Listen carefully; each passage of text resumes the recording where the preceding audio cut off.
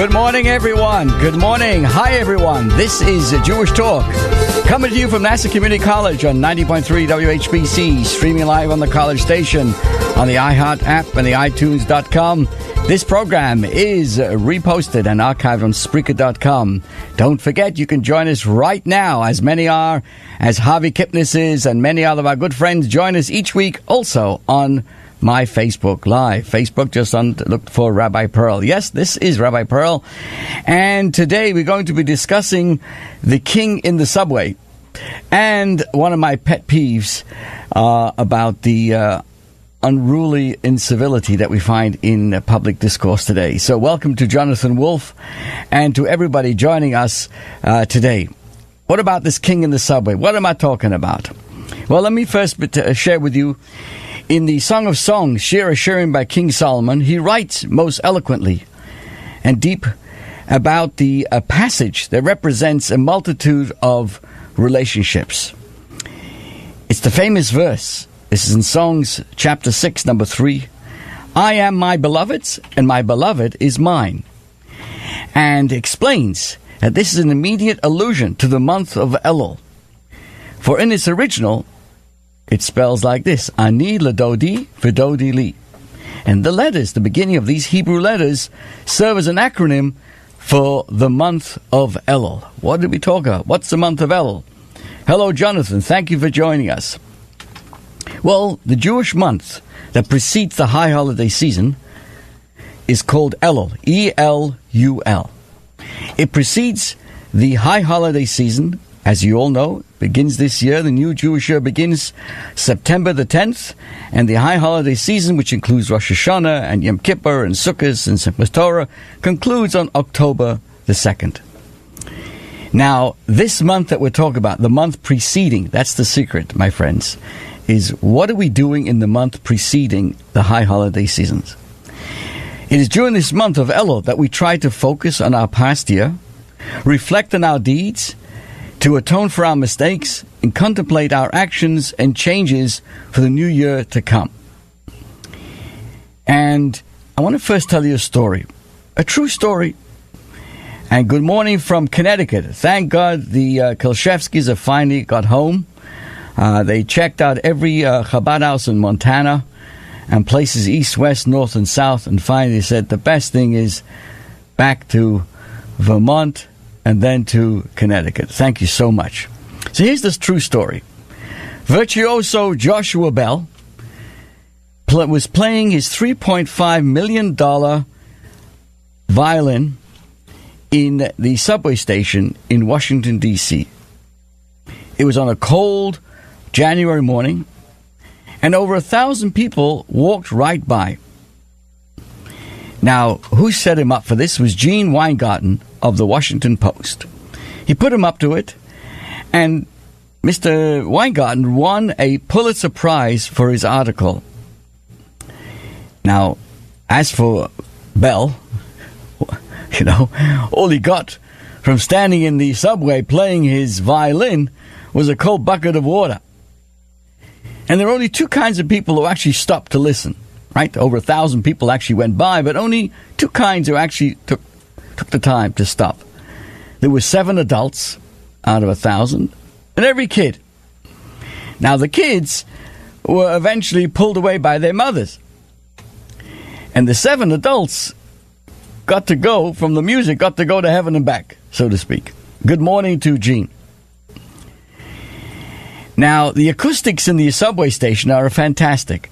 And hey, if someone told you that you could have a private concert from America's greatest violinist for free, just stand there in front of him, would you turn that down? Well, 3 days before that, the same Joshua Bell was playing to the packed Boston Symphony Hall. In order to be able to hear him, you would have to shell out $100 to hear Joshua Bell. Now, though, in the Washington subway station, you could have it for free. I mean, we're talking about D.C., right? Saturated with think tank brains, foreign policy advisors, and all sorts of people who would raise their noses to anyone who couldn't tell a viola from a violin. So the question is, How come everybody just walked by, except for 7 people? I would say simply for 2 reasons. Either people don't have the music playing inside of them, or because they're not children. Because the children really were attracted. Now, I read this story in the Washington Post, and I came to realize the next day that this was a tremendous parable. A little lesson I could learn from this.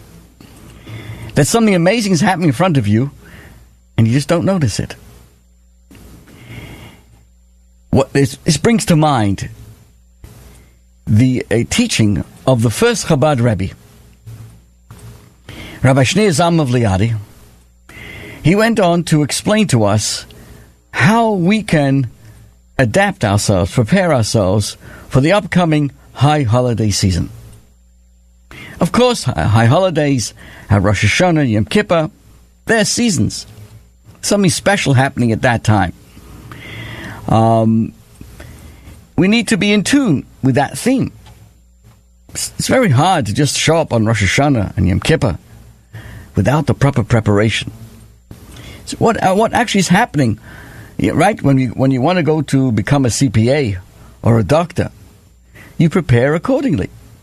So too, the month of Elul provides us with the appropriate preparation for the amazing blessings that come on Rosh Hashanah and Yom Kippur. What exactly happens? Well, on Yom Kippur, there are 13 intense beams of light that shine into the world. They're called the Yud Gimel Midas HaRachamim. 13 measures of compassion. And what happens, this is capable of healing anything and anyone. Special hello to Stacy Hirsch Lambert. Now, you want to be able to be in a state to absorb and receive that light. You want to be in step above the world, not working, not eating, and being prepared. So how are we supposed to be connected and be prepared for such an amazing blessing that comes to us, Rosh Hashanah Yom Kippur? Along comes the first Chabad Rebbe. Bruce Sontag is watching. Thank you, Bruce. Mazel tov again on your 30th wedding anniversary. Our best wishes to you and to Pam and the entire family. So what does the Alter Rebbe explain? These 13 beams of compassion don't start shining on Rosh Hashanah Yom Kippur. They actually start shining a month before, in the month of Elul, which begins next Saturday, August the 11th through September the 9th. For the entire month before the high holidays, we get a chance to prepare ourselves for this amazing high holiday season. So, what exactly happens on this month? We go to work, we go to eat. We basically are going to be spending this month like any other time of the year. So how are we supposed to be in tune with this? So the Alter Rebbe tells us a story of a king in the field. And it would be like this similar story about Joshua Bell in the subway. This is a parable of a king who's returning to his capital city, and all the people of the city come out to greet the king. Because the king is out in the field, he receives each and every one of us in a friendly countenance, greets them all with a smile, and says yes to all the blessings that we ask for, all our requests. Then, of course, the king has to leave the field and return to his palace. Only, those who are mostly connected can come to see him, and you need permission. You have to be dressed a certain way. Of course, this is an analogy. The palace where the king sits is Rosh Hashanah and Yom Kippur. And for that, you need to get a ticket, right? I don't mean literally to have a ticket. You need to have a seat. You typically go to synagogue on Rosh Hashanah Yom Kippur. That's like the going into the palace. You have to be in a certain state of mind. You've got to be there. You've got to be cerebrally and spiritually then to be able to hear the music. And of course, it happens when we're together with others, hearing the shofar, fasting, and doing everything that we do on Yom Kippur. But here's the secret. Here's the good news. In Elul, in the month prior to this high holiday season, when we're all just dressed in our weekday clothes, The king is in the field. He's not in that palace. He's not in that location where it's a little more effort is needed to get in there. I guess the analogy would be to get into the synagogue and to listen and to hear. The king is in the field. We can find him right outside in our workplace. And out there, we're able to increase in our mitzvahs, learning, doing good deeds. The secret, of course, is not to waste that time and to be aware that the king is in the field and to be able to walk over to him and ask him for whatever we need. It's not so simple. Just like in the story of Joshua Bell, 1,000 people walked by, America's most famous violinist, and people didn't even realize. So too in the month of Elul, the King, the Almighty God, is out there in the field. And all we need to do is to stop and listen. Now, typically, the reason why it gets a little difficult or to even to be aware of this, because we're preoccupied with our work, because the field is like a subway station, you know. What's a subway station? It's just a place to get to work. We got to keep appointments. We're busy. We've got schedules to keep. And sometimes you just don't even recognize there's some amazing talent right there and then. Right there. If someone was standing in a fancy clothes or something extraordinary, focusing on it, I guess you would be focused and you would recognize this. Right? But in the subway station, no one's decked out in their high holiday clothes. Nobody's applauding. So it's very possible to go through the entire month of Elul prior to the high holidays, not to be aware of the amazing closeness. Like the king would leave his palace and greet his subjects right there in the field. God is with us, asking us, giving us the opportunity as we prepare for the high holidays to welcome us and ask us for all the blessings that we need. Special hello to Rosary Jules and to Ron Schwartz. Thank you so much. So that's what I'm sharing with you today, my friends. Joshua Bell went out to the Washington, D.C. subway to see if he would be recognized. Wasn't inside. Mendel Konnikov is now watching. I can't believe this. Mendel, hast nicht besser was getan. But Joshua wanted to know if he could be recognized. He wasn't in his regular place. He wasn't in the concert hall. So too God has the same issue. So here we are. Only yesterday, we blessed the new month of Elul, which starts next week. We're going into the month of Elul, where we prepare ourselves for the upcoming days of awe. And the mystics teach us that during this month, God is especially accessible to us. So again, the Alter Rebbe, Rabbi Shneur Zalman of Liadi, gives us this parable. Let me reiterate this. When the king is ensconced in his palace, it's extremely difficult for an average citizen to secure an audience with him. There are times, however, when the king leaves the capital city and he ventures out into the field. While there, every one of his subjects has the opportunity to greet him. Of course, the king is in a gracious mood. He's radiant. He receives every single one of us and grants their requests. And all we need to do is to have the courage to approach the king. Wow. Similarly, says Rabbi Shneur Zalman, during the month of Elul, you don't have to be a special person to have God's ear.